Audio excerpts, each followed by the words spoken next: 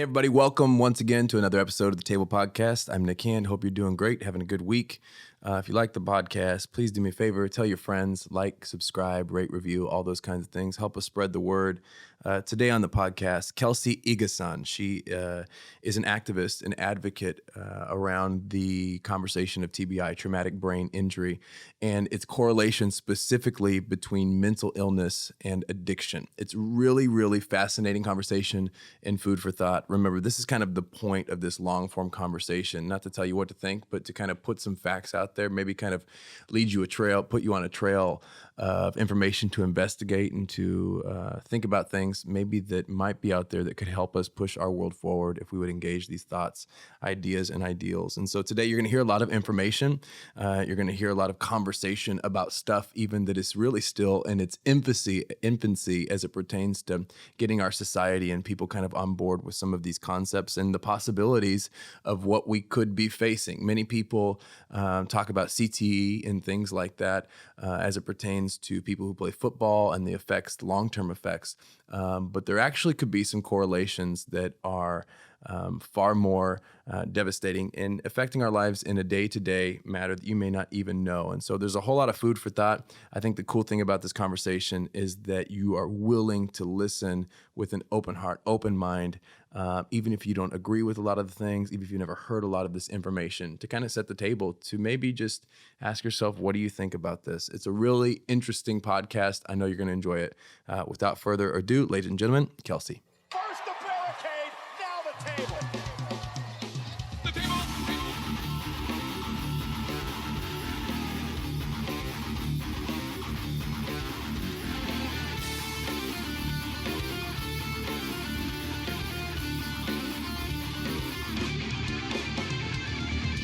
So your husband helped out watching the kids?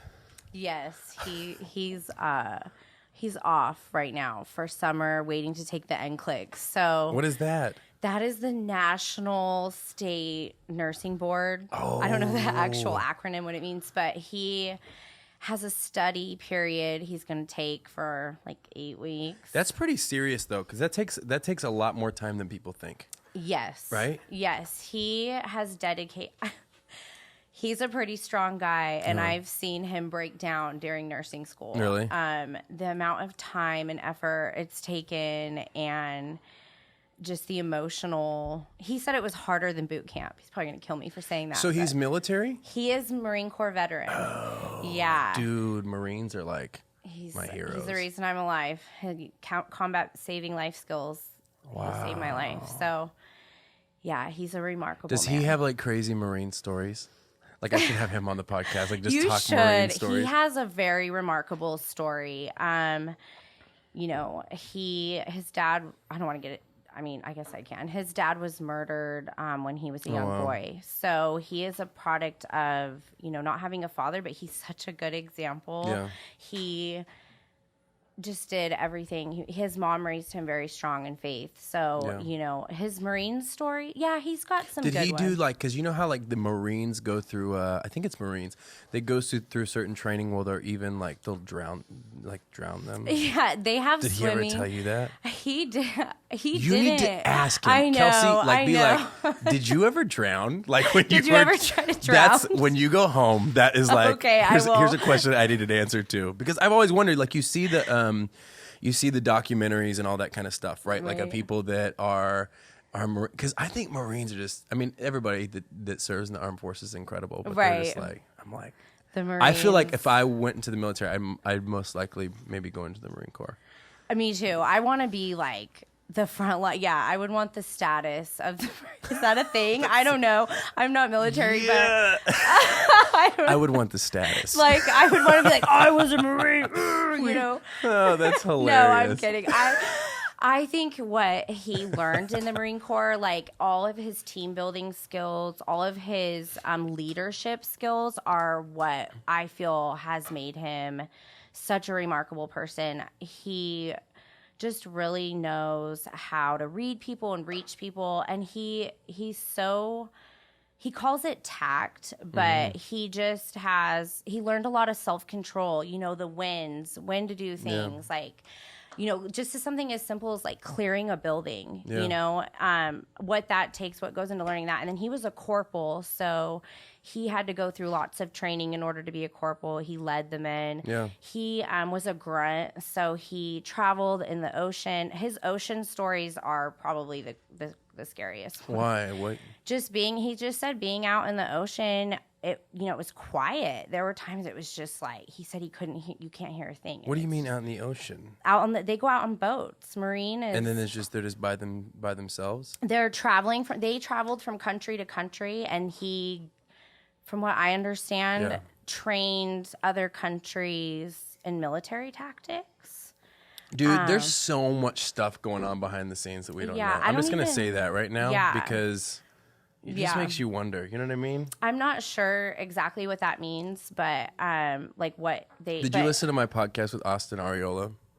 Possibly. Dude, okay, if you haven't listened to it, it's the last one. We talked about like conspiracy theories and stuff. Okay, and, like, government In and all that Out, kind of stuff. In and Out. You better go back and listen to it again. Hey, the 3 kids.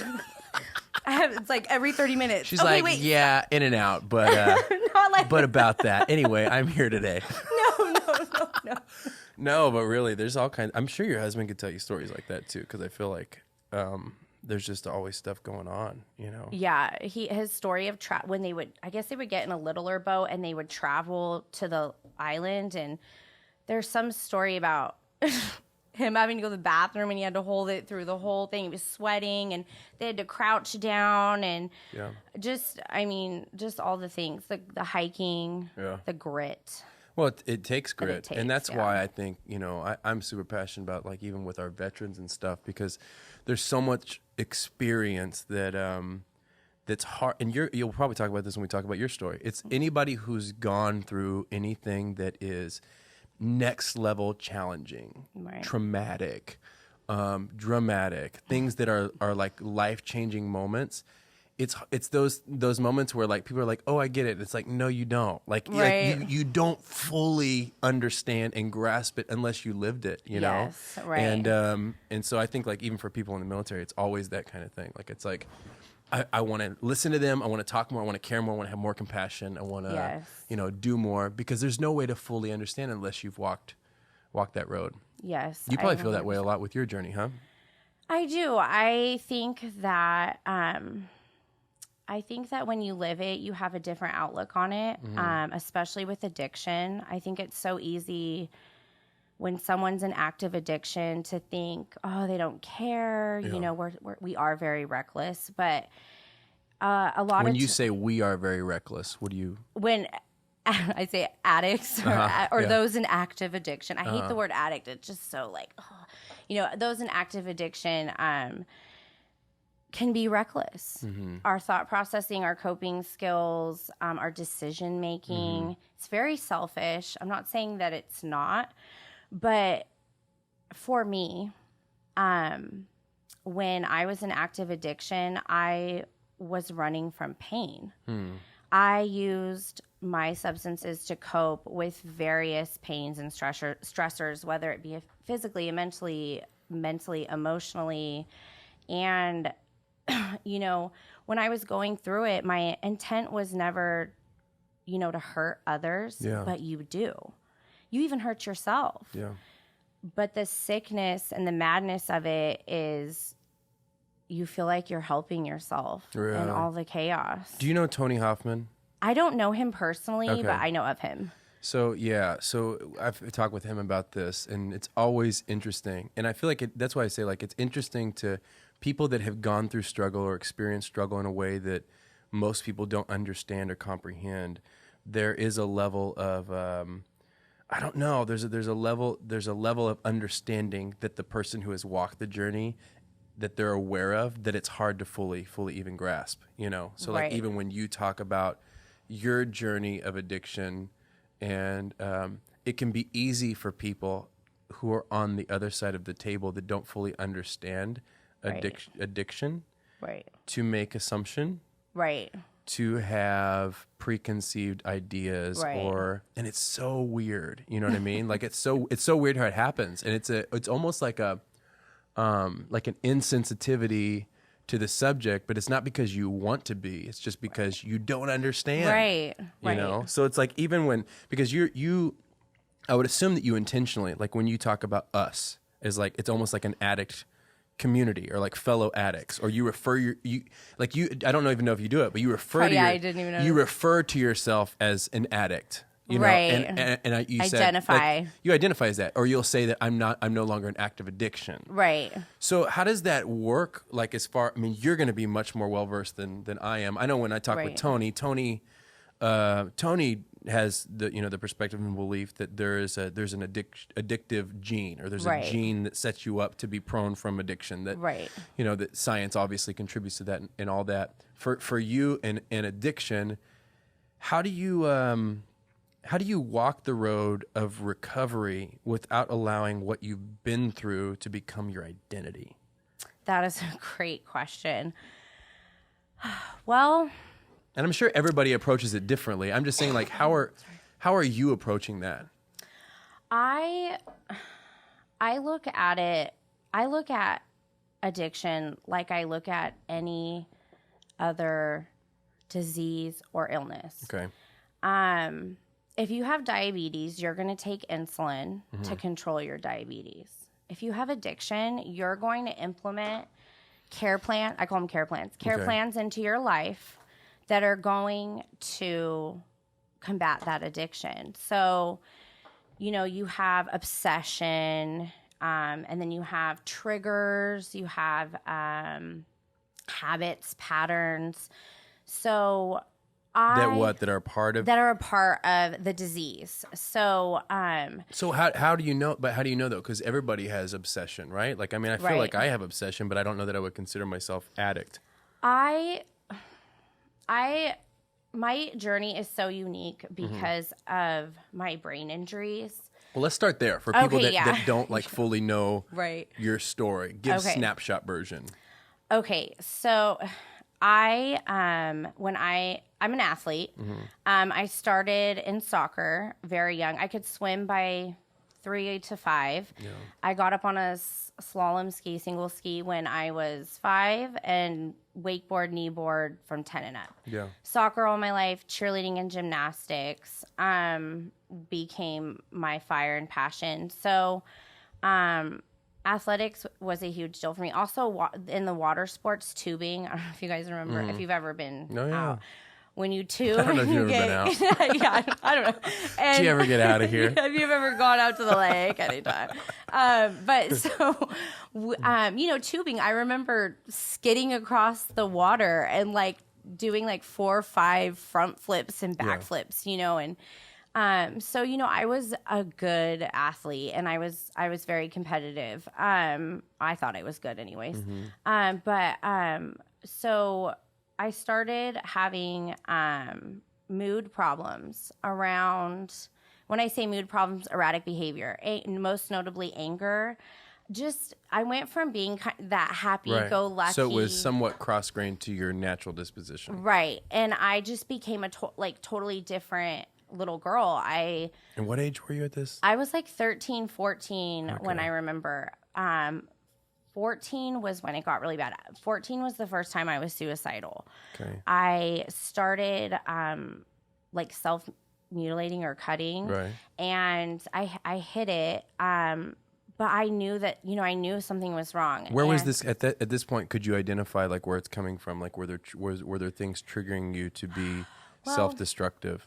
At this time, because self-harm is, I mean, that's like a whole topic in and of itself. Right. You know what I mean? At this time, when my mom's, what I remember from this time in my life is there was nothing that stuck out that was like traumatic, or I wasn't struggling with friends. I had good friends. I was a cheerleader. I was, voted most unique in the yearbook both years. I was happy. I just remember wanting to take away the racing thought. It was like I started having racing thoughts. About what?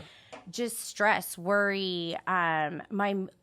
Things were setting me off that normally wouldn't. So at this time, you're going through hormonal change. Puberty stuff, right? So puberty was a big concern. The doctors were like, okay, well, my mom took me to my doctors. Because they're all noticing that, It seems beyond what is, because I mean, think about it. For a parent, if your kids are, 12, 13, 14, you're like, oh, great, here we go, here comes puberty. Right. But it was enough that they thought, okay, this is We need to look into something's this. not Right. normal. Right. So, so we went through the puberty thing. Possible depression, but I think it was like, well, let's see if things level out. So summer comes and freshman year starts, and I do well. I make the cheer team. In 8th grade is when I started tumbling. So I started learning about handsprings. I started my private cheer team where I was catching I was a base, and it was the first time I was doing 2 teams. I was starting to get very involved. Okay. And so, all of this started happening like around the same time. So, my freshman year, I did well. I still really struggled. At this point, I started struggling with depression. I vividly remember being like unsatisfied with everything I was doing. I had trouble focusing in school. I was now starting to like not even want to pay attention in class. My focus started shifting. The physical symptoms I was having were headaches and nausea. Period. It's okay, well, you're in puberty, Maybe it's just normal. Right. So, as a young female, kind of the things I was going, the self-harm subsided. I was really focused, but I was really unhappy. I was more focused. Let's pause and talk about the self-harm thing, though, because that's something that really intrigues me. For you, how did you even discover the whole idea of self-harm is that it gives some source of relief, right? For a lot of people that do it, right? So like the people that I've had, relationship with or known, it gives the pain for them gives some sort of like an endorphin release. Or kind of like a drug. Right. Right. For you, do you remember how you even started that? Like how were you how I even seen Well, how it? are you self-harming? I was cutting. Okay, so cutting your wrist? Yeah. Like razors I think it was like scissors. Yeah. Like, people all kinds of things. Yeah, yeah. I don't even remember how I saw it or what triggered the thought. I mean, I don't know. It could have been anything at that time for me. I just remember feeling so lost. Like I remember started feeling like I was losing control. Right. I was losing control of my drive, my vision. I was raised, my parents, they really instilled, morals and values. We used to sit and eat dinner together. We used to talk. So I was very close to my family. So for me, it was a very shameful thing. And I'm somebody. The self-harm? And I did come to my mom and I was like, I do not feel right. I always Did came they to my know mom. that you were cutting? Yeah, they did eventually find out. And then that's when we started going to the doctors and all that started happening. But so that was part them. of the that was part of the trigger that moved you into yes, that was health. like when I started my whole medical. Like that's when the trail. I like to call it a trail, but that's when the trail started. So it's I can't really say what was that defining moment that was like I'm going to try you just this. Found yourself there, but I did. Yeah, I found that it had released a stress for me. But I couldn't ever identify for me what that change was. So I started, my freshman year, I started going through all that, and I just started struggling. Everything I just became lost. That's the best way for me to describe it. What I used to like, I didn't like anymore. What I liked, now what I liked, it wasn't good enough. And then, I'm in class, I can't focus. It felt like I was losing grasp of all the things that I called me. So, I switched schools a bunch of times. I kept trying to figure out what the problem was. I didn't even really have necessarily a problem. It was just like, I didn't know what was wrong. Yeah. So, I think I went through friends, like, well, okay, maybe it's my friends, maybe I don't feel like I fit in. I mean, I went through every possible scenario of what could possibly be causing my shift, because I really cared. I really wanted, I had this plan and this goal for my life, and I really wanted to do all these things. I had all these goals and aspirations. And when I started getting thick into sports, it's weird. I was so in love with my sport, and I was so focused, and I was so involved, and I enjoyed it. But when it came time to sitting down and learning, and like when the dust settled from the sport, and I'm at home, you know, and I remember taking baths and just feeling like I wanted to die. Like I wanted to throw up. I had headaches, and you didn't know how to go back to regular. Right. Like everything changed. My new normal became neck pain, head pain, nausea, not being able to focus in class, mood swings. So where did it go from there? So I continued doing sports. So I switched schools, and the summer before my junior year was when I was really introduced to drinking and smoking weed. And so that's where it started. Definitely for me, I believe alcohol is the trigger drug. When I went to rehab, I was taught pot is the gateway drug. For me, I strongly believe that you drink first, and it opens the gate to like, oh, well, I got drunk. Like for me, now I think I could probably try this pot stuff. You know, that was like my thought process. So my friends drastically changed. And even my good friends, we were at an age where it was like we were all experimenting. I was not, you know, the only athlete, you know, out here. It was our friends. It's a pretty normal path. I mean, that's not like a Right. We were just being kids. I don't know if it was normal, but it was. It's society normal. Right. You know what I mean? Right. It's a like Varsity Blues was well, I mean, it's somewhat of a common trajectory. Right. So I'm sorry, where did I leave off? So you got into alcoholism. Okay, so I got into drinking and smoking pot. And then, I start my junior year, and just before, like the week before I start my junior year, I started using cocaine. I used it at a friend's house, and I remember the first time using it, you know, I wasn't really sure. I was like, well, like, how am I supposed to feel? You know, it was a very confusing time. And then the second time I did it, I was addicted. I knew right away. I was like, this solves all my problems. It elevated my mood. It helped me focus. I felt like me again. If I could describe, like it gave me back that zazz, that spunk, that spark. And I, for a month or so, was able to kind of hold it together. But then month 2, 3, and 4, it got ugly fast. And I don't know if it got ugly fast. I don't know that it necessarily got ugly, but for me, it got ugly. I knew I'm addicted to this. I'm willing to do anything for this. Well, I felt like, you know, I was lying already. But how old are you at this time? 16. So how are you getting cocaine at 16?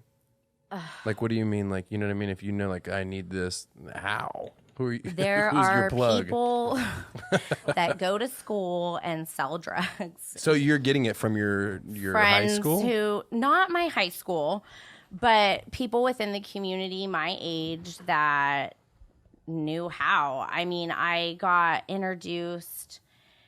So the person that I used with the first time, I had known this person throughout. I'd known them all. And what happened was a group of individuals came to the house that had it. And this story.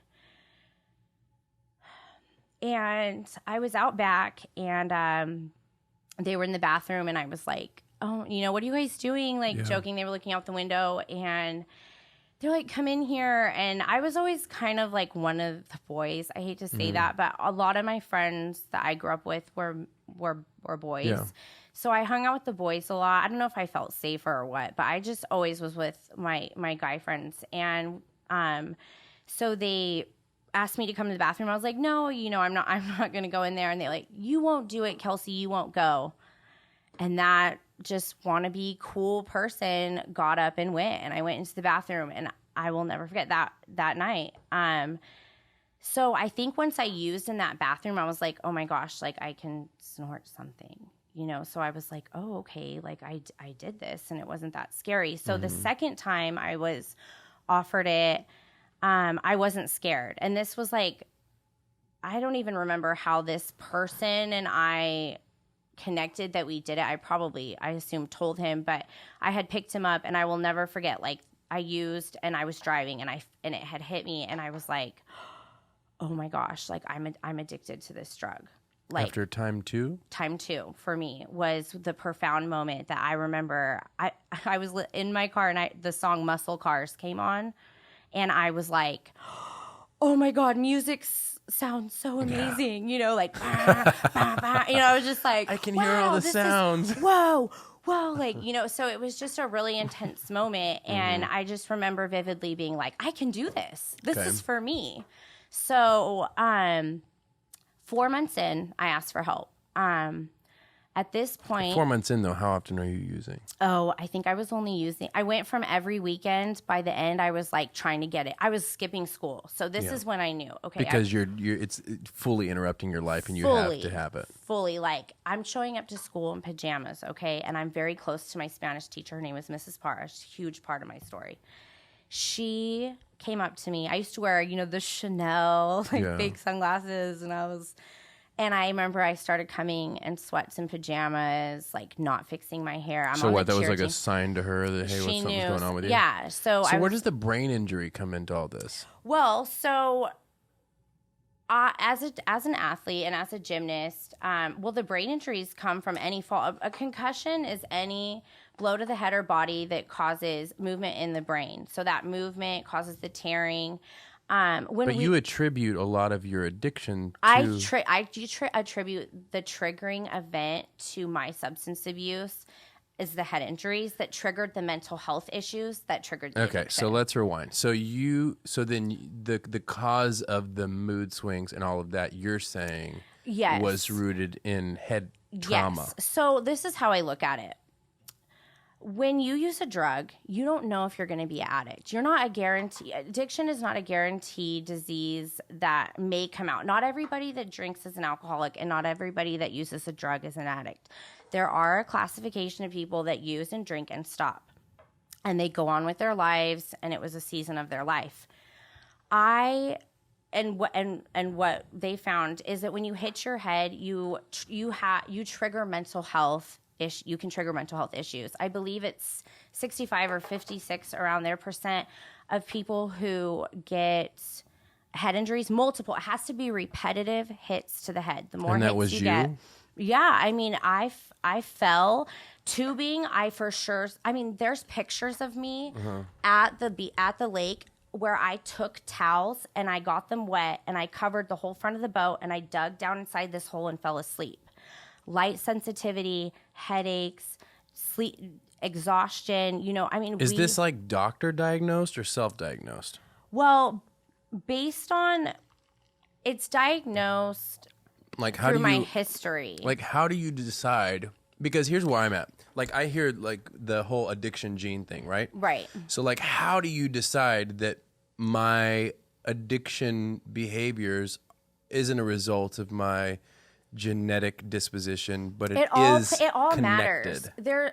It all matters. It all plays a part. Okay, so mental health issues, if they run in your family, if you're predispositioned to them, if you continue to hit your head, it's like lighting the fire. You might ignite those issues within your brain. So you're going to ignite depression. Think about your brain like a computer. Mm-hmm. If you go up to your computer and you beat your computer, right, one time you're going to turn it on and the lights are going to flash. Yeah. Okay, that's a little weird. Beat it some more. Next time you turn it on, the keyboard might not work. Yeah. Might not respond. Beat it some more. Next time the screen might not turn on. So when we hit our heads, we don't know how our brains are going to respond to that. So have you had like brain scans though that show you have head trauma? So the only way to have your brain scanned and to track the damage is through a diffusion tensor imaging, and it's called DTI. And what it does is it tracks the white matter in your brain, and it tells you what parts of your brain are active, what parts are receiving, so it can kind of tell where the damage is. The thing with brain injury and the thing that is so unique about it is there's a couple things too. No two brain injuries are alike. So you could see somebody with the same injury but have totally different responses. Someone might lose their speech. Someone might have anger. It just, Right. so it really Depending just on depends. where the injury is Right. at. And our brains are unique to us. Just like with mental health, your symptoms and what comes out in you is going to be different than someone else. Your mania and bipolar is going to look different than this person's mania and bipolar. Your schizophrenic tendencies, if you're diagnosed on the spectrum or however they say, your tendencies might be different than someone else's. So with brain injury what happens with your brain injuries might be different from someone else. It's very unique to you. So with me, when I went to rehab, they were like, okay, well, what do you feel like it was the triggering moment that pushed you to use substances? And I said, well, my moods, and I went, I didn't have at this time any significant trauma or so you at that point aren't making the correlation. Yeah, we're like, here's this girl 4 months into substance abuse, goes to her mom and asks for help, shows up to rehab smiling, thrilled to get help. I sit down, I give them all the things that are going on, and we can't find, there's no rape, there's no divorce. I just didn't have these, I'm sitting in the normal childhood triggers that set you up. So, it was just kind of like, okay, well, mental illness, because all of my symptoms showed mental illness, depression, possible bipolars, possible schizophrenia. I mean, when I was using drugs, I would hear things, so. What do you mean? If I stayed up too many days, on uppers, I would start to get delusional. Hallucinating? Mm-hmm. Yeah, very schizophrenic. Just so paranoid. But not as a result of the drugs, or as a result of the drugs. So the drugs would subside, and my baseline, which was what was normal for me, would return. But the rehab just really struggled to give me something to heal from, like that trauma. So I went down the mental health diagnosis route, and I was diagnosed 2 different antidepressants and a sleep aid. Because my symptoms were, erratic moods, and my sleeping was really irregular. I would sleep.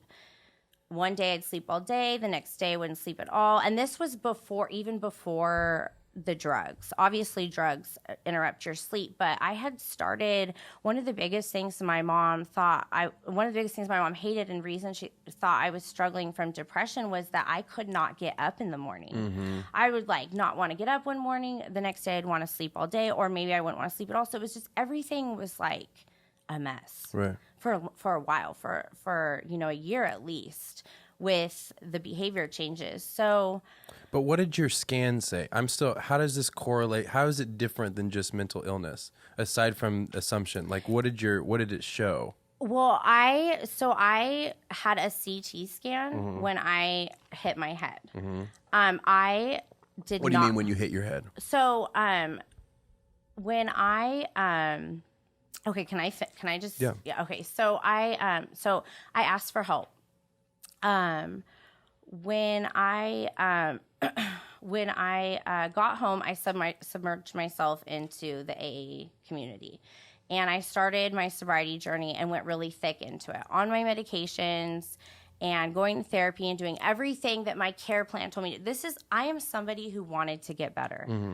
I would have done anything you told me to do. I was 16 in AA, 17 in AA. I had no friends. I quit all. I goodbye calls from rehab. I had no friends when I came home. I focused on my sobriety, and it was one of the hardest things I've ever done. I could not keep it. I'm not attributing necessarily head injuries to my lack of sobriety, but I never I never believed that I was just crazy. So you don't attribute your head injuries to your addiction.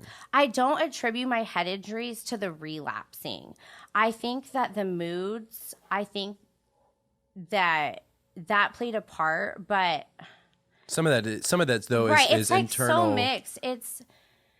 But that's you're saying more than just health diagnosis. You're saying some of that is personal conviction, that you think that you don't feel that you were naturally your disposition wouldn't lead you naturally to that. Right. So the only thing that you can do to make sense of it, and the correlation that you do see, is the lifestyle and things that you had that, when you say you slamming the computer up against the wall. Right. That's where you're gathering some of that opinion, so to speak. Right. Like for me, I just felt like there was something missing. Like, is there addiction in your family? Not that I'm aware of. There's nobody in my family that prior to me that has gotten help for substance abuse treatment. Now, that I'm not. What about mental illness?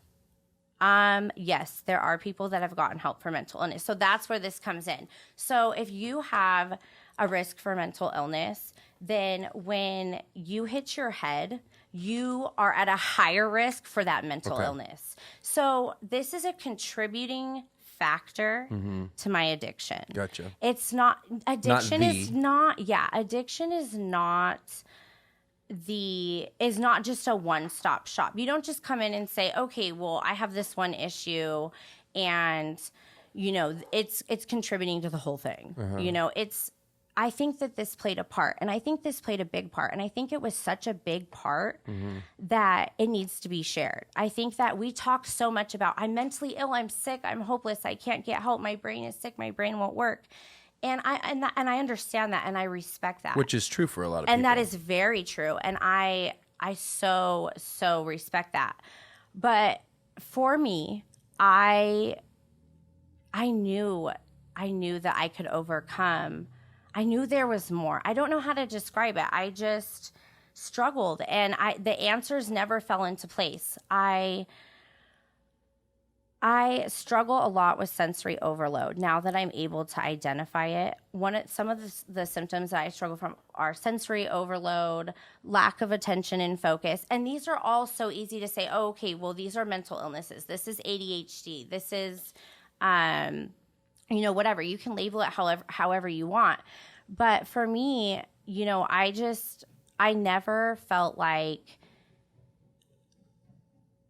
I had that missing factor. If I could describe my life, it was like I had a math equation. And I was given all these factors and all these care plans, but I was always missing a number.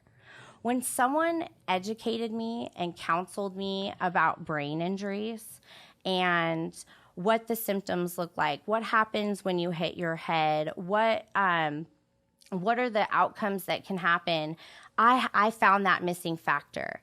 And I was able to solve problems. When you say missing factor, though, you're saying you found the explanation? Yes. Like is that what you're meaning? Yeah, I found for me, I was never educated about my brain. Most people aren't. I wasn't educated about functions of behavior and why we do the things we do. No one ever sat me down and was like, because you have this, A, B, C, and D might happen. It was just, for me, it was like, okay, well, you're mentally ill. Here's your medications. You're a drug addict. Go take all of this. But that's also the world we live in. I mean, nobody sits anybody down and tells them. And I think in a lot of ways, that is the sad part about being in a diagnosed happy society, right? Like, I think that the human psyche is programmed. I think Brene Brown talks about it, how we're neurobiologically wired to search for answers. Right. So, and this carries over into every area of your life. When somebody looks at you funny, your brain immediately goes into, oh, they don't like me. They don't like what I'm wearing. They don't like the way that I look. They don't think that I'm cool. Right. And a lot of times they could be thinking about something completely different. Right. But because we're neurobiologically wired to look for answers, it doesn't even have to be the right answer. As long as we come up with an answer, we're satisfied and able to move on. I think that same programming that is a part of humanity then gets translated into our occupations, into our political system, into the way that we do things, to where we're not really looking for the answer, we're just looking for a answer. So you get in a diagnosed happy culture where you have this, you have that, you have that. And the bottom line is there are people that have those things. Right. There are people that do have chemical imbalances. Absolutely. There are people, mental illness is a real thing and should be talked about. Absolutely. But then you do have, I mean, you look at the pharmaceutical drug world, like big farm type organizations. You don't have to dig very deep to realize that we are in a prescription happy prescription happy society where, well, here, just take this. So there's this fine line between let's help the people that need help, but let's also not push people into things that they really aren't. Right. You know what I'm saying? Right. I think for me, can I keep telling the story like Sure. in chronicle? It's easier for me if so when I went to rehab and I came home and I started going through all of that, I did well, and I went to AA and I went to NA and I accepted my diagnoses and I worked with them and Which were what again? With depression and possible schizophrenia, possible bipolar.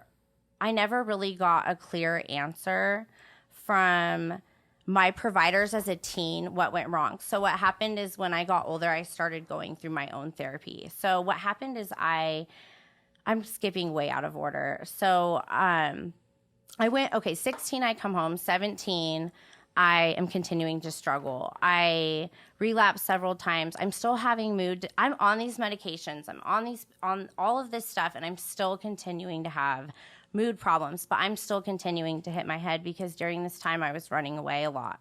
I would run away and I would... What do you mean you're still hitting your head? You're running away? I started getting in physical altercations, physical fights. Like they're punching you to the dome? Yeah, I had been in a few, altercations when I was not sober. Okay. And, I started experiencing head injuries in a different way. The truth is I can't prove to you if I've had all these head injuries. I have no way to sit here and tell you I've had all these head injuries. Mm-hmm. But I can tell you when I fell, how many times I fell on my head and neck, and the changes that occurred after that. So you can identify a direct correlation based upon your experience, yes. is what you're saying. And I am somebody who's kept journals since I was in 5th grade, and I was able to. We took all of my life and we made it a puzzle, and God so had it that I love to write, and I have these, I guess, artifacts, of my life, and very thorough. And so I got with a team of doctors. And this is post-recovery. Yeah. So this, like I said, I'm sorry, fine. I'm skipping so out of turn. This is podcast. Okay, I've never done this. We're not looking for a polished story. Okay. Because what's bigger than your experience is the principles that you learned from it. Okay. That's what people need to grasp. Okay, you know what I I mean? see. Everybody's journey is so different. I see. Okay. That's why it's like beyond, I think the thing that I take away even from conversation with you already, there's no clear-cut prescription for everything. Right, And so if we right. can understand the principles that actually bring about wholeness in situations. Right. Because here's what's happening. People are listening to your story, and it could be a mom thinking about her daughter who's a cheerleader. Right. You know what I mean? Right. So part of Right. it, and this is what I do appreciate from what I've seen from your work and what you do, is the awareness side. Right. Because awareness is the birthplace of change, right? Like we got to know. I mean, it's like the whole football thing. What do they call the thing that when the football players hit their but it's called something. CTE. CTE. So it's the same thing. Like in the sense of, I mean, we have football players for years and we never knew. Right. We didn't even address. Yeah. We didn't address it. Maybe we didn't know about it for a while. Right. Maybe we didn't know what to call it. Maybe we couldn't make the correlation. We didn't know. Yeah. The correlation. Right. So that's what I'm saying. That I want to know what are the facts, and then what are the facts that aren't established yet. To me, that's the part of your story too, right? Like you maybe can't medically prove it yet, but there's a lot of people throughout history that when they were bringing their story to the table couldn't prove it yet, but they were getting the conversation going for the person who is the listener to say, we need to look into that more. We need to study that more. We need to be advocates, as you are, for this more, to get people to to turn heads. I think that speaking from a mother's lens, the changes that I felt most significantly, and I want to make this very clear, I don't blame a coach or sports team or a teacher or anyone for my head injuries in sports.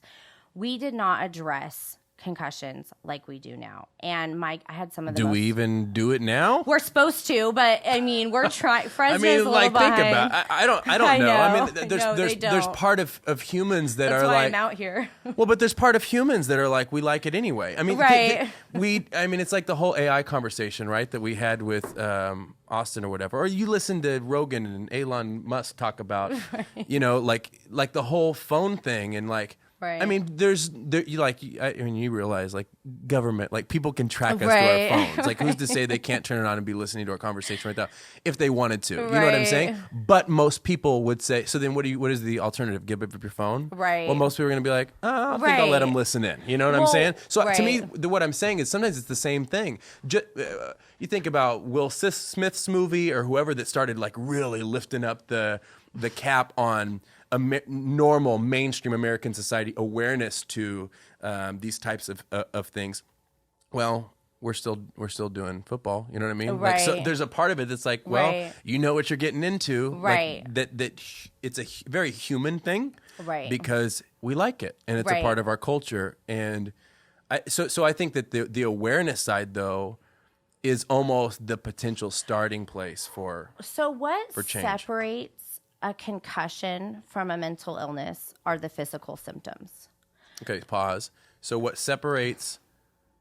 Say it again. Concussion. What separates a concussion as opposed to being mentally ill? Because concussion symptoms so easily mimic mental illness, but with a concussion system.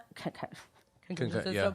With a concussion comes physical symptoms. So nausea, blurred vision, dizziness, loss of consciousness.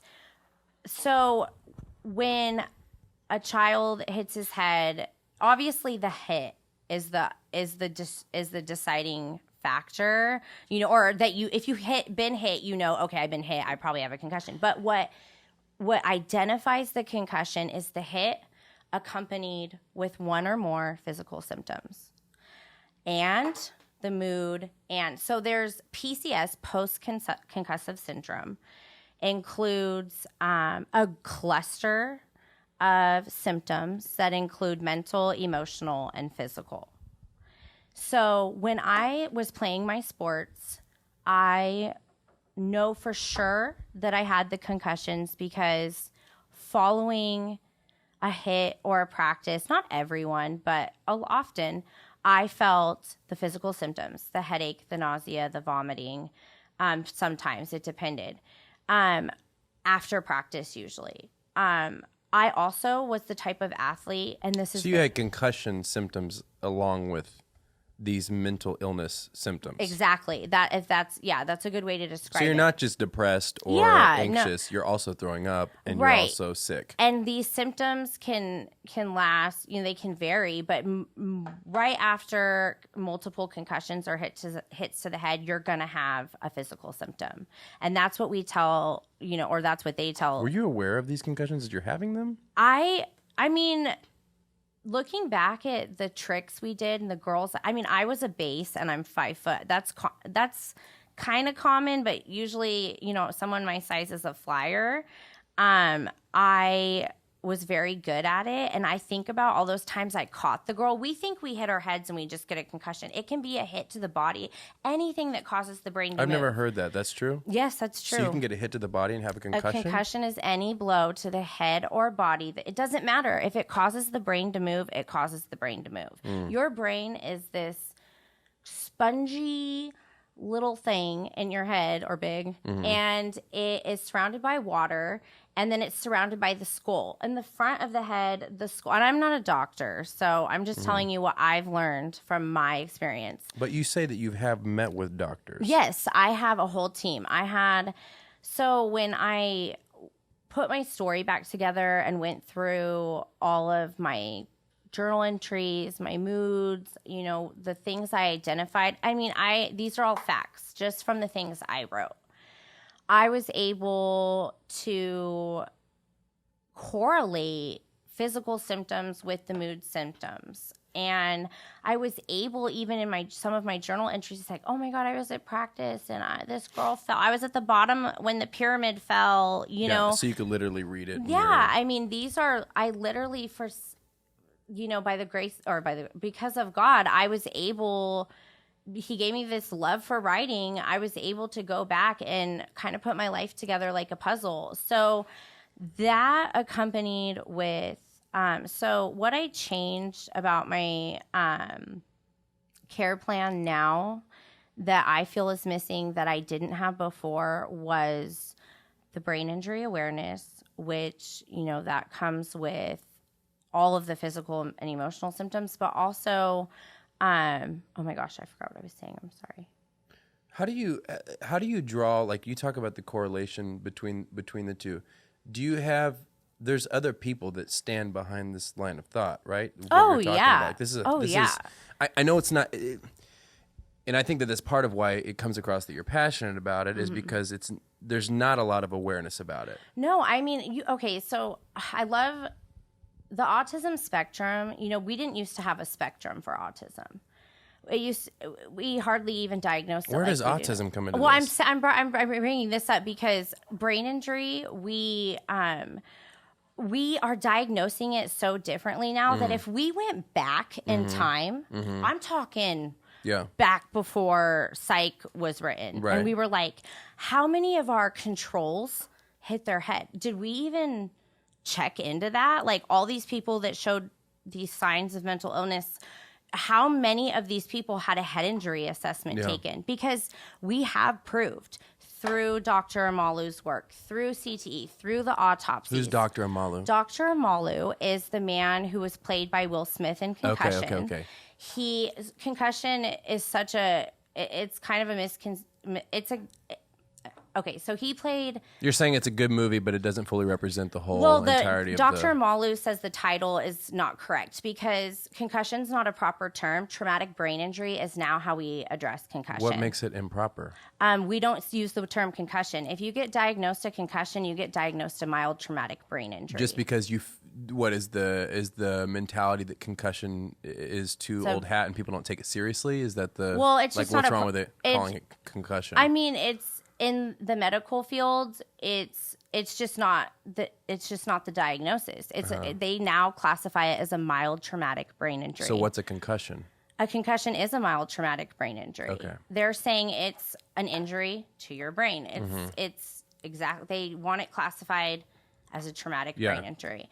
So, it begs the question, what if we went back and after my suicide attempt, if we did, like they did a head injury assessment on me, if we took a head injury assessment and, we're able to see how many head injuries this person sustained, when they, possibly when they sustained them, and then the moods that followed, what came first, the brain injury or the mental, illness. It's I don't know. Yeah. And that's my story. I don't know what chicken or the egg thing, dude. I don't know what came first. I don't know if Are there studies though? Like, I mean, you look at, you talk about athletes, but I mean, you talk about cheerleading and then we've talked about football, but I mean, even like in the UFC and things like this, I mean, are there studies coming out about, because what, to me, the distinction that is, it's not suspicious, but I think it definitely requires, like how I started the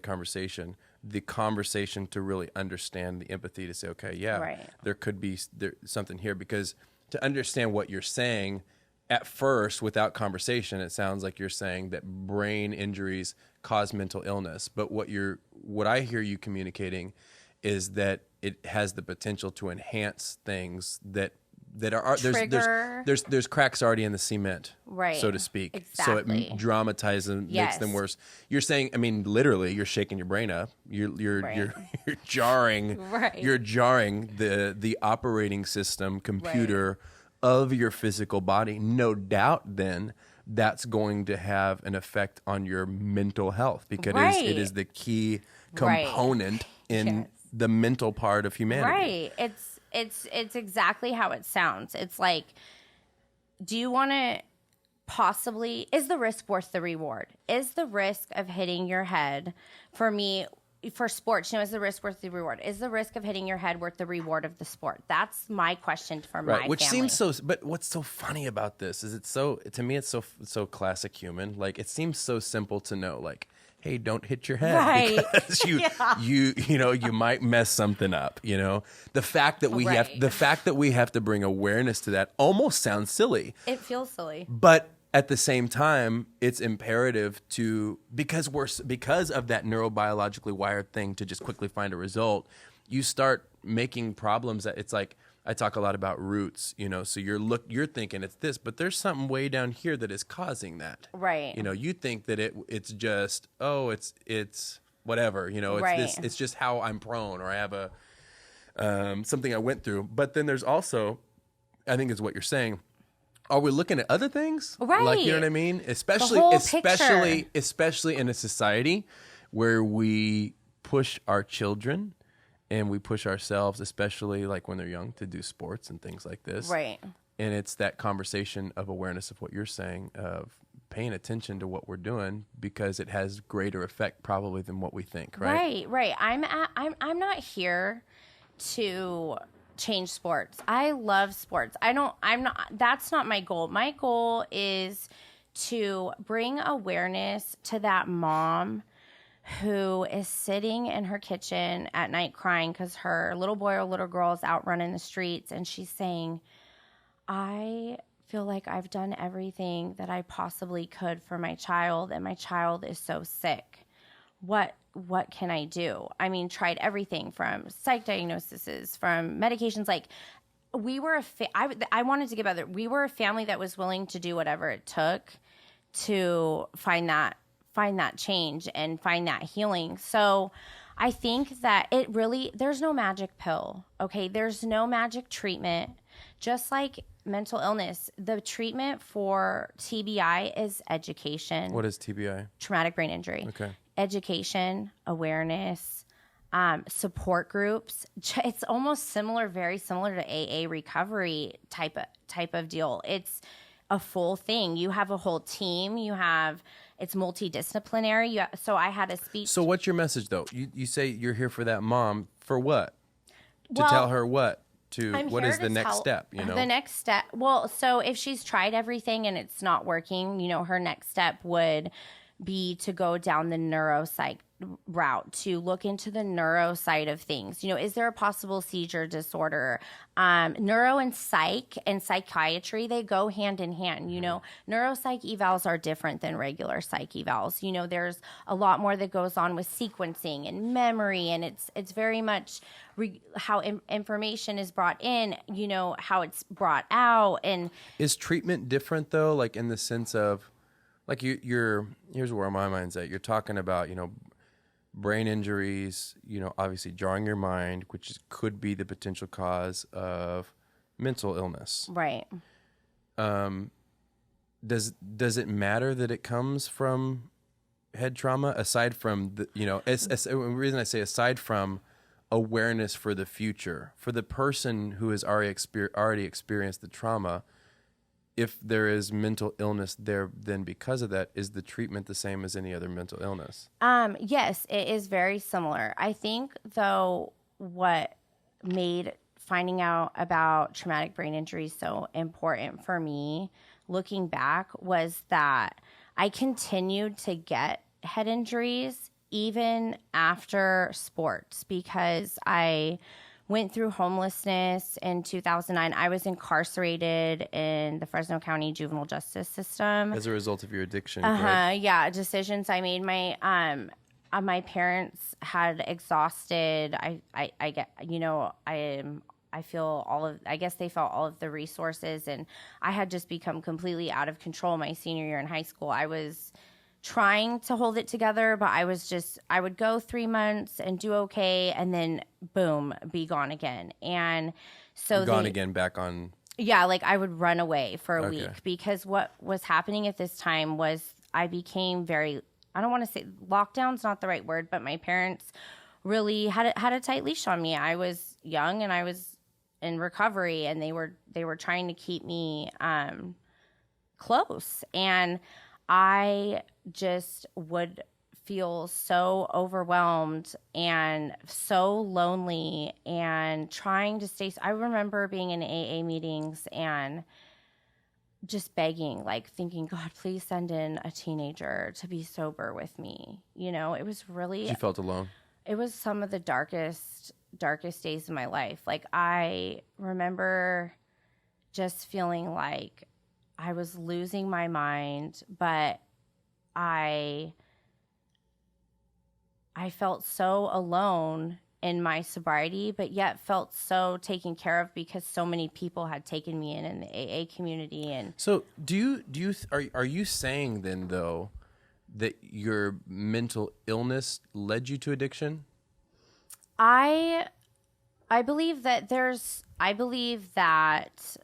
And I want you to be honest about your conviction because I think it's important. I mean, that's what this. I don't believe I'm mentally ill. Okay. I don't believe I have mental illness. So I am you not don't believe that? diagnosed. Okay. I'm not diagnosed mental So what illness. about the depression, maybe bipolar, maybe schizophrenic? So after, so in 2017, I was in, I stayed sober, in my 20s on and off. I had a pretty good life. I went to school. After I graduated from the juvenile justice campus and came home, I had a son and I got my life together. And, in 2017, I was in a minor car accident where I slammed my face on my steering wheel. I had a bloody nose and I was just, I was shaken up. I was so dizzy after EMT came. I was like, I'm so dizzy. I cannot drive. They were like, okay, EMT was coming. So EMT checked me out. They said, okay, you're fine. You can drive. I said, but I'm way too dizzy. I cannot drive. So I was a block from my house. So they had me call my dad. And my dad came and my dad followed me home. I got home and I remember that night going to bed and I just was telling my husband, I do not feel good. My stomach hurts. I told him my head hurts. I have a headache. Went to bed. A few nights later, it was like 2 or 3. I was changing my son's diaper in the middle of the night, and he kicked me in the same spot. I had a seizure. I relapsed a few days later. A few contributing reasons to this relapse. I went through a family crisis in 2014. Very, very, very hard family crisis. But this is the same, or this is connected to hitting your head on the steering wheel and your son kicking you in the face? Yes, I believe all of this contributed. Is it all in the same time frame? Well, no. 2014, I was in the family trauma, crisis, okay. which reignited my depression for me and all internal... that. Right, all of that. So I'm going through all of that.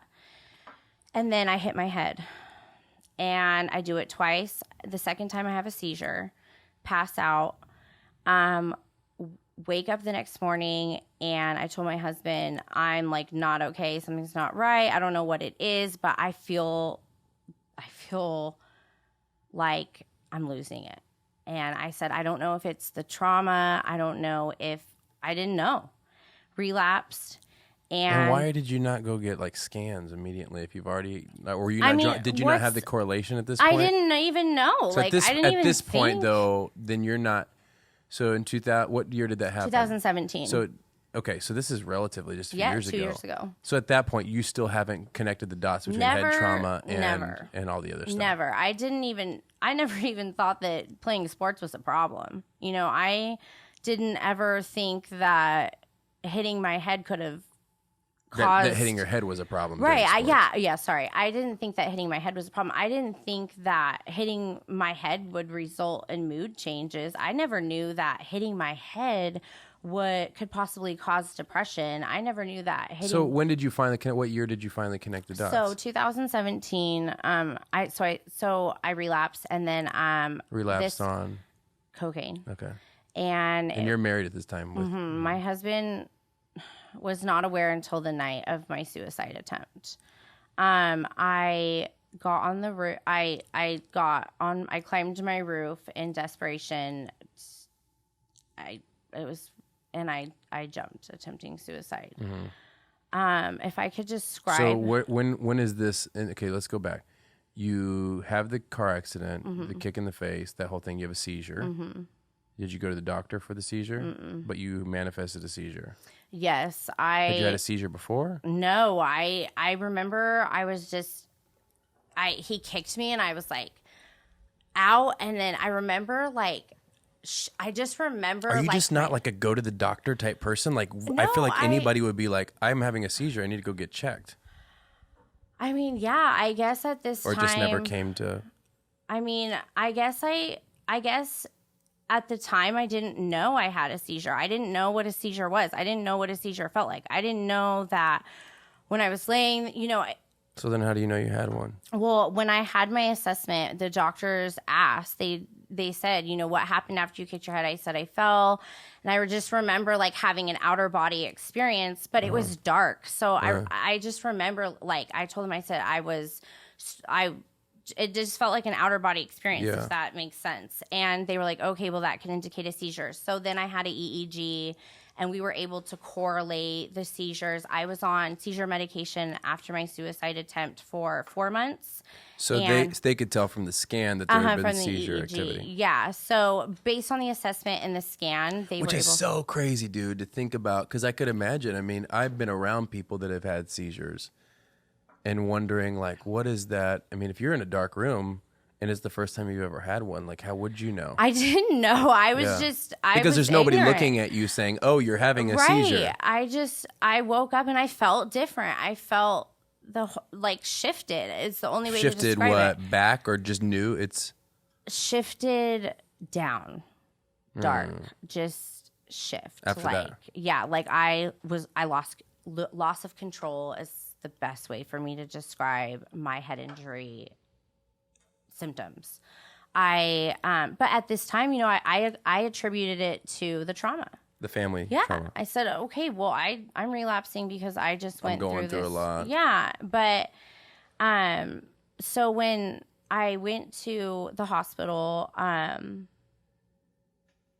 was sent to the same hospital that I was once an employee at. I'm a phlebotomist, and I was sent to Community Regional, and in the ER, the only thing I said was, I don't know. In the ER, trauma. I'm in trauma. But this is after what? You jumped off? My suicide attempt, yeah. So, okay, so let's back up then. So how long or short after the seizure and all that is this suicide attempt? So the 2.5 weeks from the time I got kicked in the head to the time that I jumped. And you jumped off your roof. Mm-hmm. How did you get on your roof? I climbed. Uh-huh. I climbed a fence. And just climbed up. Is this in the middle of the day, middle of the night? So what happened was the night of my suicide attempt, were you on drugs or yes. You were on cocaine? Yes. Yeah. I was in a relapse. I had used earlier that day. And your husband knows you're back on cocaine at this point, or he doesn't? He became aware like an hour before I attempted. I came to him and I said, I'm not doing well. I need help. And he said, I need to go get, help if that's the case. And I ended up leaving in my car. When in my relapse, I've relapsed several times. Mm-hmm. Okay. This time was just miserable for me. I didn't want to be there. I didn't want to feel that way anymore.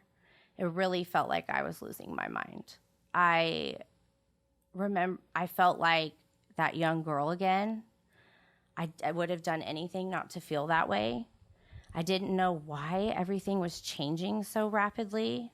I'm like, okay, well, I've been living with this family crisis. Like, why is this so different? It was like a wrecking ball inside of my brain. It was just going, and I was losing control. And so the night of I had been showing I believe I had been showing suicidal tendencies. I had been reaching out to family members and loved ones, and I had been telling them that, I was sad and that I think I needed to address the family crisis.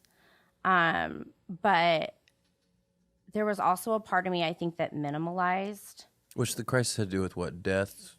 Just family drama? Custody. Okay, so there's custody issues, Lots family of stuff. very, very tough. I can't get into it. But that's what you're blaming all this on, or that's what at that point you were identifying that it's probably that. Yes, I wasn't even thinking head injuries. I'm thinking, okay, well, I've just lived through jail and my family crisis. You had been in jail? Yeah, juvenile hall. Well, Okay. juvenile hall. Yeah, I'm yeah. sorry, juvenile hall.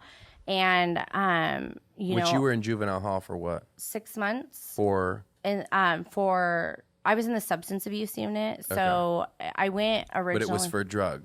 Why were you put in juvenile hall? I pushed my mom when I Okay. was drunk, and I threw a picture frame. Okay, so that the whole thing got you there obviously was a family altercation when I came home as a teenager, and that was the triggering event. Again, the moods, the lack of control.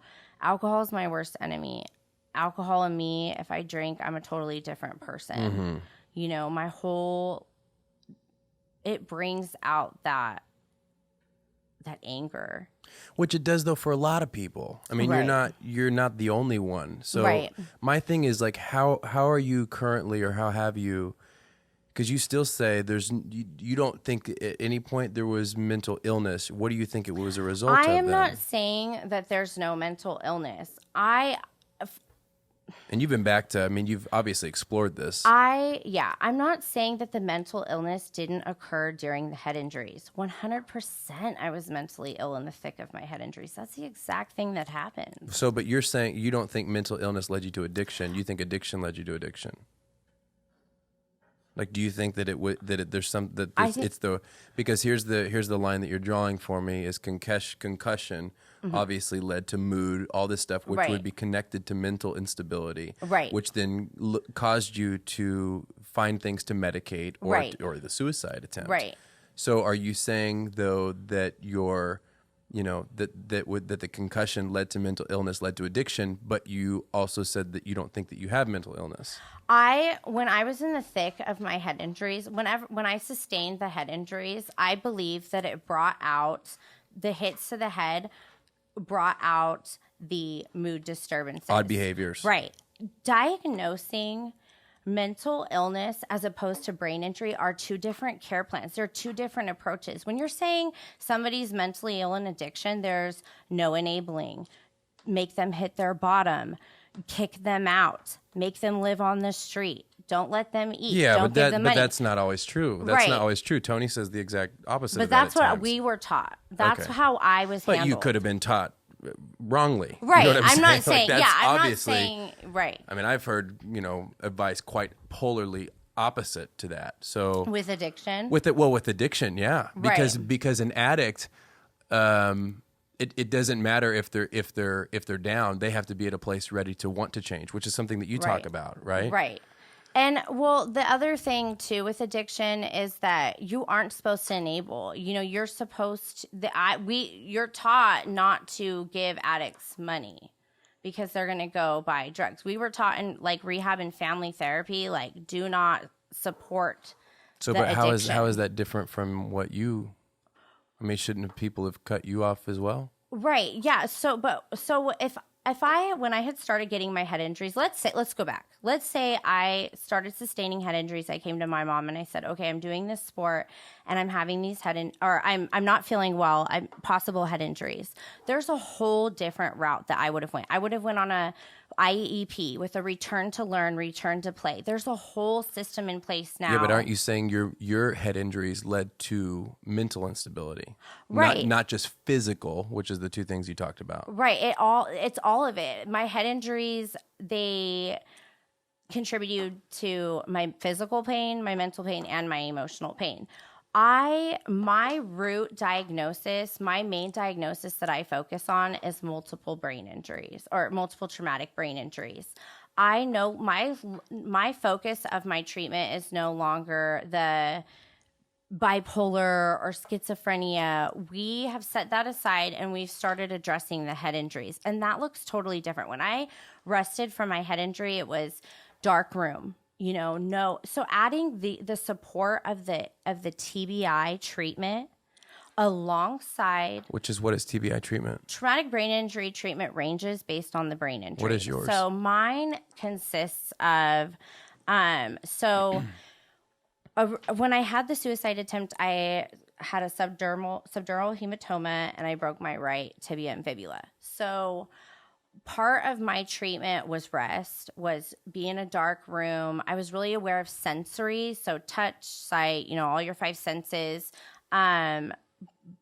Looking for those triggers for sensory overload. If I had a headache, treating my headache, but the emotional support that you receive from traumatic brain injury support and the way that we address and talk to our brain injury and patients is totally different than mental illness. There's a totally different even mindset. It's you're going to overcome this. Your brain's going to heal. But isn't that different? Isn't that also like homeopathic medicine versus just prescribing medication? I mean, isn't that more what you're talking about? Because I mean, there's people that would say the same thing about mental illness, that you can overcome mental illness with, yoga, meditation. There's certain things again, depending on where in the spectrum you fall.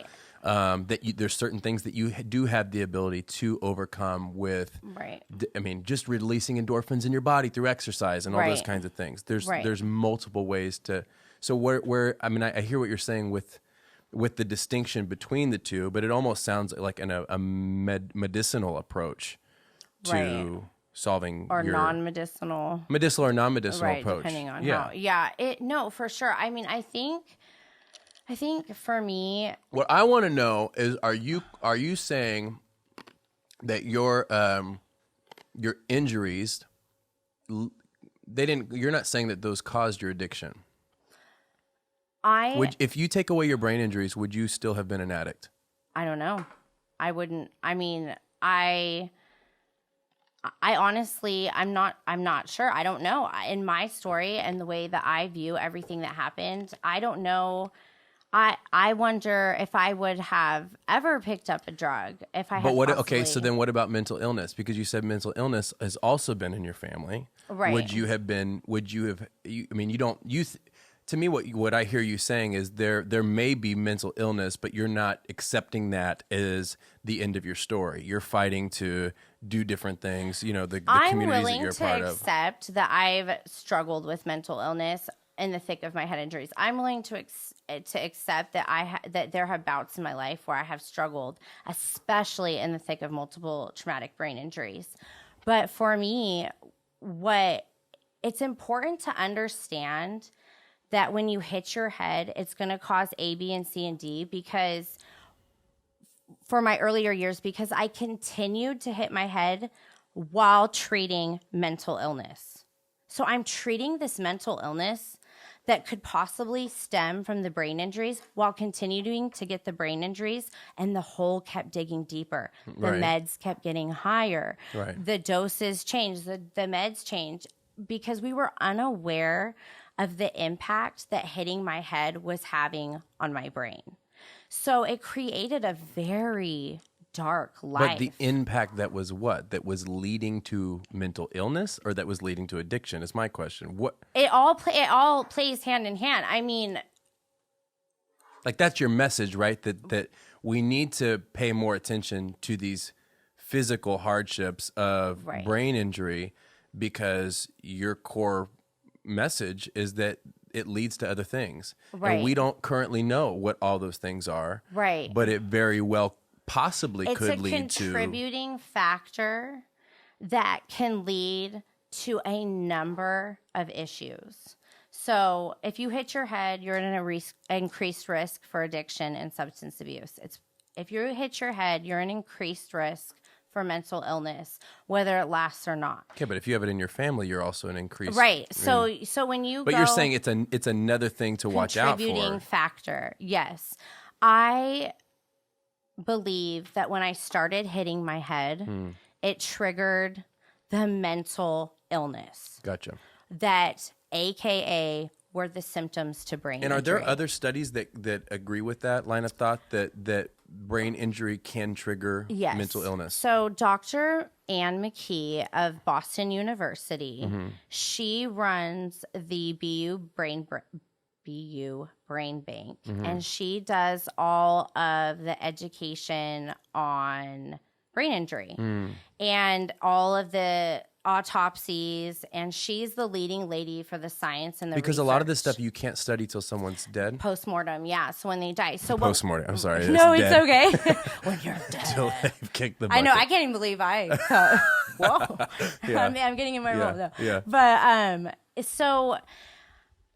So her studies say what? her studies have, along with Dr. Amalu, so she took over his work. So Amalu is the movie doctor. Concussion, yeah. Don't so say that word. I know, it's so the TBI community. They're really big. It's a big deal. Like, get your terminology right because we're trying to educate. Every community. Yeah, though. right. Yeah, I know. Well, this is Don't my call us first that. like. No, it's totally fine. You're doing a good No, job. I'm kidding. So talk me through. I want to know. Tell me about some of the science, some of the research, because So- it does seem, still a very niche, Infantile. Yeah, Yeah, thing. not mainstream, not fully, there's not a whole lot of awareness around it. So talk to me about the science, though. Bigger than, obviously you can draw. I mean, you're almost like a case study in the matter. Exactly, Because, yeah. you have these experiences that have been written down in your diary or journal or whatever that show this correlation. My curiosity is, what is the science saying? So I hate to speak on science because I'm not a doctor, but Dr. McKee has, through her research through CTE, what she has figured out is that when you hit your brain releases what's called the tau protein. And this protein has been linked to Alzheimer's and dementia. Actually, Dr. Ann McKee won a huge award for Alzheimer's research because of her link to CTE. And so this tau protein, what happens is you hit your head and this tau protein is released into the brain. And this tau protein kills neurons. It kills what reads things. And it changes the way your brain functions. We can look at where you hit and we can kind of put it together like a puzzle. Like, well, we know your frontal lobe handles emotions. So if you hit your head in your frontal lobe, you're more likely to possibly have the emotional symptoms that may lead to depression, schizophrenia, bipolar. So depending on the hits, where they're at, and the functions of those brains, we're able to put together that puzzle to give you more information to be more successful. Just like when you go in for a mental illness diagnosis, what do? You give them your symptoms. Oh, well, today I'm sad. You describe mania and you're diagnosed mania and bipolar. It's the same thing. When you go in for a brain injury assessment, you're going to sit down and they're going to say, hey, tell me about your life. Tell me about, what happened? How many times do you think you've hit your head? Yeah, but you're saying she's also studying the actual brain organ of the brain. I'm sorry, I got off. Right. So she actually cuts up the brain, looks at it under a microscope, and diagnoses CTE based on this tau protein. It's different stages. There's stage 1, 2, 3, and 4. Every stage has a different system or symptomatic protocol, just like a mental illness. Like, there's going to be a list of symptoms, and based on these symptoms and then her autopsies, she's able to diagnose CTE. But she's linking brain injury to mental illness is my question. I don't Because that's my thing. Is like, essentially, she's linking multiple hits to the head to schizophrenia and the various. So I guess in terms, yes, if you hit your head enough, you're going to be mentally ill. That could be. You will. That could be revolutionary as it pertains to, revolutionary, because that changes the combo from just being, because CTE, you know, people, what is the risk of that? I mean, what are some of the risks? I don't know. I mean, I know that you find out after you're dead. Like a lot of people find out after they're Are you gone. wanting to know what are the risks like while you're No, alive, I'm saying, like your behavior, or no, because I don't. It doesn't sound like it doesn't sound like the science is there yet. Right, It sounds right, like there's like, okay, you had it, so you might have but it's like at the end of your You're at a higher life, or you're risk, you're right. going to die a little bit early, but you still live. You can still You're- live to be older. But I'm saying, like, to connect the dot to say, you know, those head traumas could lead to schizophrenia. right. And that's a Bold statement. well, it's not only bold, but it's, I feel like for we humans are designed somehow, or their normal disposition is to live for the moment, right? So Right. if I'm 30, 40, if I'm 20 and a football player, I'm not really worried about when I'm 70. Right. You know what I'm saying? You don't have to be 70. But what I'm saying is, Right. with as far as CTE is concerned, most people, you don't find out until you're dead, right? Right. Or unless you attempt suicide and save your brain, which is what a lot that's of what, but that's NFL what I'm players- saying. Right, So there's so what's the downside of it? I have it, but what? I still can live. You know what I'm saying? Like, I feel like Right. a lot of people, because we are a live in the moment society, it's not, well, what is it really going to harm? What is it going to really hurt? Right. You know, I think to a 20-year-old to think, well, I'm going to live to be 75, 80. Well, that's good enough for me, you know, until you're Right. 50 or 60 years old. And you're like, I don't know, but it's too Right. late at that point. Right. But I think the awareness of drawing the, you know, connecting the dots, that it could be causing more issues nearer than, you know, 70. Right. It could be, you know, you could lead to schizophrenia in your 30s and your 40s. Right. Aaron Hernandez is a really good example of CTE. He was 27. I believe he had stage 4 when they autopsied him. And oh my gosh, if you look at his life, he really struggled. And and the thing that's really important about brain injuries is they don't just happen to sports. Domestic violence is a huge contributing factor to brain injury. A lot of domestic violence victims, physical violence, sexual violence. I mean, people are facing head injuries daily. I mean, there are people that see this daily. Yeah, but the whole thing is more awareness about head injuries and protect your head, because once the damage is done, is the damage not done? I think the strength behind what I advocate for is that awareness. You know, yes, Which is what? Protect, knowing that the you need awareness is that if you choose to hit your head and you start to have these symptoms, emotional symptoms, you need to stop. And now we know, like, okay, well, if we are aware of brain injury and we pull our children out of the game, we give them. So in some ways, you are against the sport, kids. It's in up sports. it's up to your parent. I mean, Yeah, but we're talking you. I mean, that's the whole your message, right? I mean, Right. if kids are hitting their I heads, will not allow my kids to play football. your message then is, in some ways, sports Right. that have to do with head trauma. You are against those. I would not recommend my loved ones or my community members to put their children in football at 5th and 6th grade. They're asking that we don't do tackle football till age 14.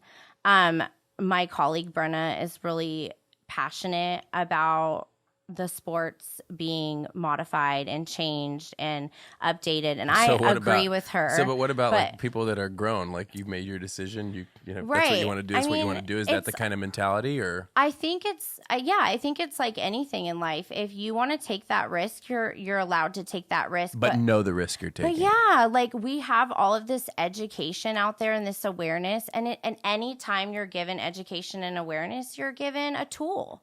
So brain injury awareness and education in my life has become a tool in my tool belt. Am I schizophrenic? No, I'm not schizophrenic. I do not live a schizophrenic life. My daily life is not schizophrenic. I've been, I've gone to doctors. I'm actively going to doctors. That was a complete, misdiagnosis. To say that when I was in the thick of multiple head injuries that I was showing those symptoms. Absolutely. And there is a possibility that if you hit your head enough or the right way, or your brain might decide that that's its new baseline. And you may have that. But that's what you're saying about the lady's studies, correct? Right. So, the Dr. McKee was able to link the tau protein and CTE to a lot of these behaviors that were going on in the football players that were struggling so much. Is there a lot of other? Is this still so new that she's? I mean, there's she's like very the few. leading lady. I'm pretty sure the Boston Brain Study. I don't know if it's the only one, but it's the most prevalent one. It's very. She's trying right now as we speak every day. Have you connected with her? I haven't. I've been looking into joining a study. Well, wouldn't she want your information? I mean, know. I feel don't like even know how to reach out to her. just email her. I don't know. I know. Slide into her DMs. Do something like that. I know, like I did you. Hey, I love your podcast. Yeah.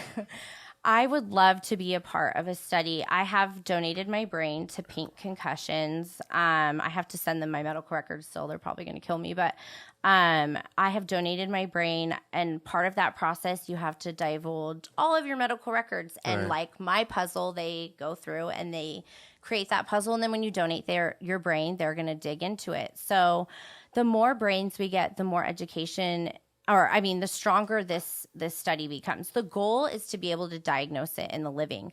They do have, I believe I don't know if it's out or what, but I had heard that they were creating a blood test to be able to check for the tau protein, if I'm correct. Don't quote me on that. I'm not 100% sure. But so I know they're working towards a diagnostic route they're trying to, like, CT is like kind of like the new cancer. It's like we're trying to figure out how to diagnose this because it's a bold statement. It's not the new cancer. I mean, it's not. It is a bold statement, but it's a degenerative brain disease. Once it starts, but cancer is a whole. I mean, as far as that's like probably an appropriate comparison. But I say in the sense that.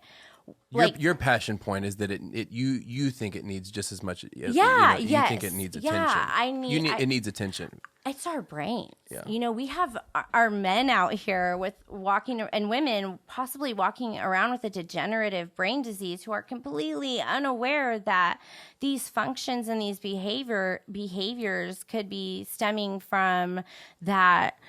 Does it change anything though? I mean, if you knew it. I do. It changed something for me. I mean, for me, knowing that these brain injuries,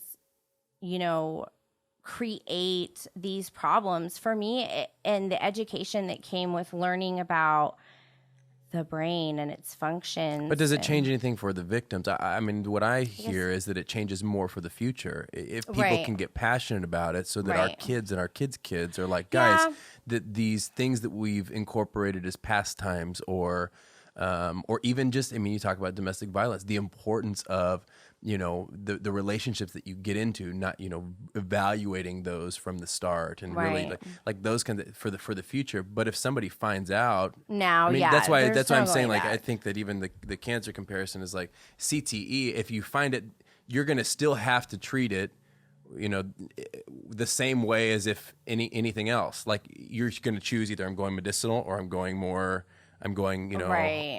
other ways with meditation and I think I meant with cancers, it's like we treat everyone's cancer so differently based on their cancer. Cancer treatment it depends on what stage you're at. Your treatment depends on what's going on. I guess what I meant is with brain injury, your treatment is so specific to you. And your education and awareness is so specific to your brain and it is a silent killer. CTE is living inside some of us and we don't even know. We have But what is the average age of people that die of CTE? I mean, it varies on how many times you've hit your head and how quickly. I haven't heard a whole lot of studies of like, a 30-year-old died and the reason they died was CTE. Right. Where people die of cancer as children. Right.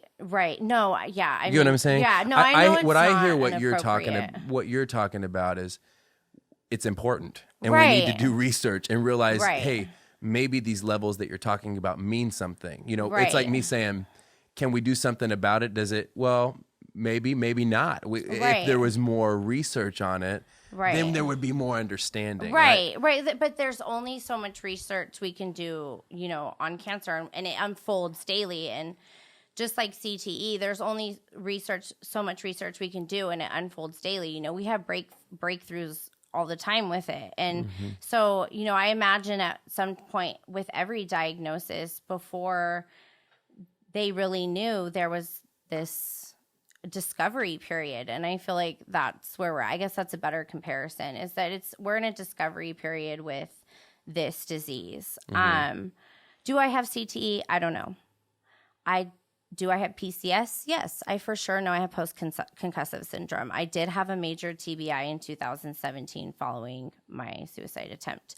So regardless, if I had found out about the brain injuries younger or not, I'm living with one now. And That what you went to a doctor or something? Is I that had what a you're saying? brain bleed. So when I jumped from the roof, and I hit my brain, I had the brain bleed. So I had a major mild. Did you fall on your head? I did, yeah. You just head dove? I landed on my leg, hit a wall, and then my face stopped. Do you think that was because, though, you were on cocaine? I think that it all contributed, yes. Yeah, Your mental absolutely. instability, obviously, because you're not in your right mind. Right. And I think that on top of that, having the brain injuries intensified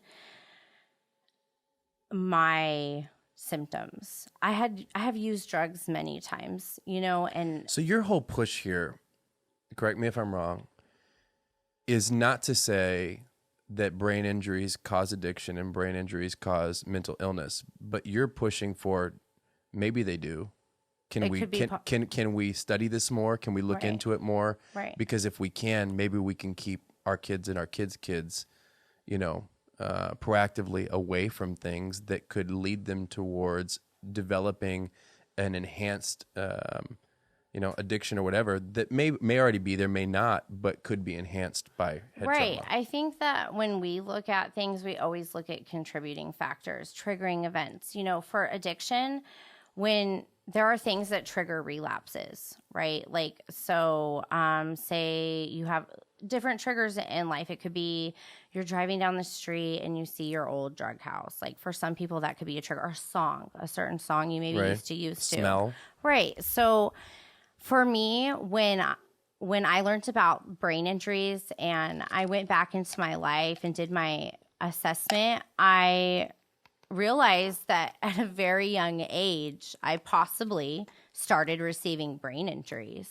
So for me, that was my norm, and so looking back is that as a contributing factor based on my story and the things I had been through and the fact that I hadn't faced that trauma and those changes started occurring for me, that triggering event that opened the floodgates to my emotions leading to the addiction was the brain injuries for me.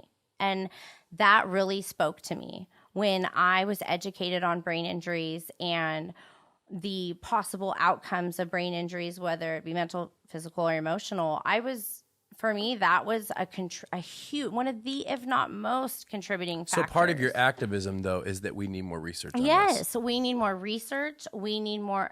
Okay, Fresno's very behind in brain injury awareness and education.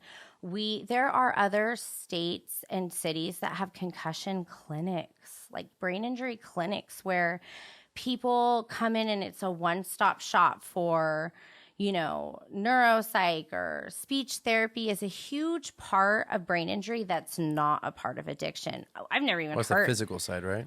Well, speech therapy does more than just like the speech. mental that connects to physical. Right. So they do several different things, from helping you with your attention and focus, giving you strategies, to there's different testing I did in my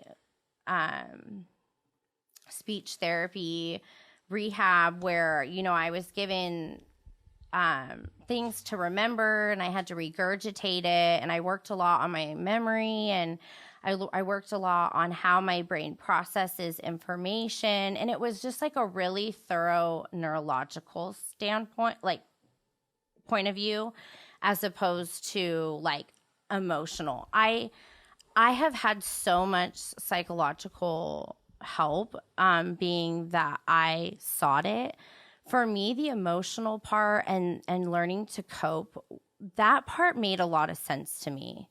I know I said, I don't believe I'm mentally ill. I believe that I get depressed, but I don't think I have depression. Well, a lot of people, Right, that's very right, human. right. So, to be told, okay, well, my brain is sick. I have this, young. I'm mentally ill. I'm going to be taking these medications for my life. It kind of stops, for me, it stopped my growth. It was like, okay, well, this is it. I got to do this and this is it. And, when I realized that. But isn't that more being, you're pushed into coping?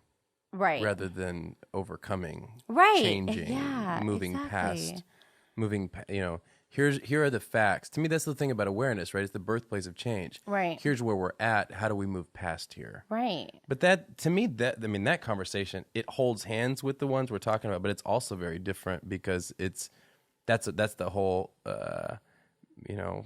quick to prescribe, diagnose people with stuff that is a part of our world and a part of our society, that we got to be more intentional. If we can connect the dots of some of this brain injury, knowing, hey guys, this trigger stuff, right? There are a lot of things that we can do. Humanity is resilient. Right. The human body is resilient. Have you seen that guy on? I've seen him on Instagram. I don't remember his name, but his wife is like a yoga instructor or something, and he went through some sort of. I think they were in a car accident or something, and I've kind of tracked their story. I can't remember the name, but they were. I've tracked them for months, and like when he couldn't move, couldn't do anything, and now like he can stand. It's remarkable. He can say I love you. Like it's coming back, but it's coming back. I mean, she's very mentally disciplined, and that's part of the whole yoga thing, right? So she has the mental discipline and fortitude and patience to work with him, and it's incredible how resilient the body, the mind, all these things are. Right. If you'll work with it and push it and challenge it and stretch it and right. And I think that's the approach that's so important with brain injury, is that it's very much so like, we're going to work together as a team to teach you to walk again or to teach you to talk again. If you have a severe brain injury, you lose all your functions, for the amount of support that you receive is really imperative in any healing journey. And every part of support matters. I'm not taking a magic pill that's changed my life and made everything better. I've incorporated things on top of my recovery and my... Are you on medication? I am not. I've been 100% medication free for 2 years. Which is part of, I think, then, is this also part of your message, then, if we can draw correlations between some of the mental stuff where, with the brain injury, then a lot of your push is that we can fix some of this. I really think that through a physical rehab, mental rehab. Right. It's not easy. It was not the healing journey for me to get to this place where I'm at today. When I first got the brain injury and broke my leg, I couldn't walk for 4 months. I was having seizures, and it was just so, intense. And having the brain injury awareness during all of it, I think the hardest part about being brain injured and for me being an athlete was like, I went from being my physical best to unraveling at my core. And not just your physical best, it was your significance. Right. And even my mental best. I mean, when gymnastics is 90% mental, 10% Yeah, but physical. lose that, and then it's like, who am I? Right. And it was like I was losing all of all of the things that I called me. And I was unraveling at my core, and it was like, it's like somebody pulling your belly button and just like going like this. Yeah. And so when I was educated and counseled about brain injury, I was able to put back together those pieces that never made sense that fell. I for sure had a goal of going to rehab and like not having to use something to be happy. I think everybody has a goal. For me, medication was like not. I became medication free. Okay, I've been medication free for 2 years, but I became medication free when I actually had my son. When I was 19 and I got pregnant, and I asked the doctors to wean me off. So I had been medication free when I had him, and then on and off throughout my sobriety. Anxiety medication was something that I always went to for help because I struggled a lot with anxious feelings, and that brain injury can result in that. And so I think all my life it was like I just never really understood why those changes occurred, what happened, why I felt so different. And so, just having that education and awareness and that counseling, when I would do things, I would feel so much less than. Like, for example, I would clean my house and I would work so hard and it would suck. It wouldn't be very well. And then, my husband would clean. I'd be like, oh my gosh, how do you do that so well? And I would always just feel like, and this before I'm counseled on brain injury, I would always be like, what the heck? I'm so like, I can never, not that I'm comparing to my husband, but I just never felt like I was my personal best, even though I was present, I tried. And this went on for many years of my life. And that's just a little example. Yeah, and that's where I think we just need more research. Right. Because there's people that don't have brain injuries that feel that way. Right. There's people that don't have brain injuries that Right. look at their spouse and think, oh crap, you do that a whole lot better than me. How come I can't get my life together? So I mean, but I hear what you're saying. There could be a correlation. Well, it's the counseling, regardless if there is or not. For me, I was educated on brain injury awareness and function, and my life's improved. Which is awesome. Right. Like I now set timers. I don't know. Maybe it was my doctors. Like maybe I didn't have good doctors that were educating me like, oh, we'll set a timer. I don't know. It took a speech therapist to put me through speech therapy before I ever correlated this.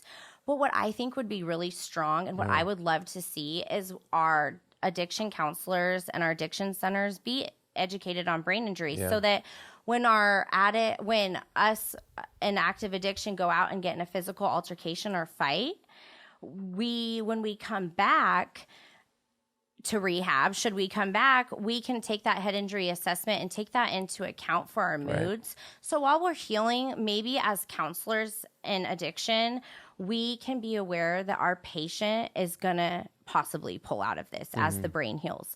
As the brain heals, things are going to change. Things are going to get better. Things might get worse. We can't say it's your computer. It's like what you said at the beginning. It gives you missing pieces of the equation that you don't fully have. I took it very personal that I was losing all of these skills. Yeah. Skills, strong skill sets, focus, attention, stuff drive. that you felt you used to have. Executive function. And that's a lot of it for you too, is like it's not that you just didn't have things, it's things that you had and it's like they disappeared. And I feel like too, I know for me, like I feel like I didn't ever struggle with depression and stuff. And it really truly felt like one day I woke up and my whole brain was different. It wasn't one day. I'm sure it was a progression. I'm sure I came to my mom if she, tallied back and I was like, hey mom, today I feel like this, like after practice, you know, if we had maybe been more aware of the correlation, maybe my mom could have said, hey, I think that you're hitting your head. Let's pull you and get you on an IEP and see how you perform in school. I think too, a lot of times, as kids, like we're hitting our heads and we're not getting that support in the school system with return to learn, which there's a return to learn and a return to play. It's a 6 and 4 step program that the schools can implement. And you go through different tiers and, based on your healing, like once you get one skill, okay, now you can add more screen time or class time. You think about the level of support we're providing our students, which is beautiful and great. We didn't have that in the 90s and 2000s. It was like, sit down, be quiet, do your work. And you're asking a brain injured or disabled, however you want to look at it, person to perform it at the expectation that they've always performed. And that starts changing. And and people start wondering what's going on. And our first inclination is, oh my gosh, they're becoming mentally ill. Medicate, do something, diagnose. Let's fix Band-Aids. I'm just saying, sometimes it's like Band-Aid, okay, we fix. And then we have these kids going in sports. It's kind of scary to think that there's young men and women taking psych medications and still hitting their heads. Right. And the whole thing is, if that's the case and people do need medication for help, the ones that do, or people that can use natural means to move life forward, it's about, I think, a couple of different things. One, helping those people. Absolutely. And then bringing awareness to the fact that, guys, we don't have to keep dealing. We are the cause of some of this, right? Right. And I feel like, accountability. So, I mean, there's no doubt this road, that has to be walked. I think I think this is one thing that is super inspirational about what you're doing, is that you're forging a path for something that isn't super talked about a lot, and you have to deal with the tough questions, and you have to deal with the uncertainty. You have to deal with me saying, well, how do you know for sure? You know what I'm saying? But that's part of being a pioneer. And so I want you to be encouraged with that, to know that this is a journey that anybody who's ever set out on a journey like this to say, hey guys, we need to pay attention to this, they've had to go through what people in your seat are going through. So I think it's important to keep fighting for that, because the more people can see, again, in a society where we don't really care, we live for today. It's just human condition, where we can see this is affecting you today, this is affecting your kids. The more we can draw those correlations, I think, the more it's going to help people. How can people stay in touch with your journey and what you're doing as more information comes out and as your platform grows and all that? What's the best way for them to get in touch with you? Well, we run the Central Valley Concussion Consortium, so you can reach out to Brenna. If you have any concussion questions, you can email her. She works. So if you're in the Central Valley area, if you're out of the Central Valley, do the same thing. I mean, is that still? Yeah, I mean, if you're. So what is the where can they email? So it's. Or what? Give a website or something? Community Regional Medical Center, Brenna Hughes. I think it's bhughes@communityregional.com. Okay. Or they can reach out to you. Yeah, they can reach out to me on Instagram, Facebook. They have a Facebook, but if you have questions, you need medical advice or direction to go in, Brenna can provide all of that for you. If you're looking for addiction resources or more questions about how brain injury links to, the mental part and the addiction, you can reach out to me through Instagram, or my email is my name, KelsieIgasan.com. But and we'll post all of that in down in the information below on YouTube, as well as on wherever you get your podcasts. But I appreciate you stopping by. Thanks for the conversation. I appreciate your work and what you're doing. Thank you. Man, if you're out there listening and any of these signs, any of these similarities, sound similar or familiar to you, reach out to Kelsie. I think that this is something that we all should pay attention to, and a journey we should go on together. Yeah. To hopefully push not just, our valley, of course, but our world forward. Yeah. I appreciate you stopping by. Thank you so much. Thank you.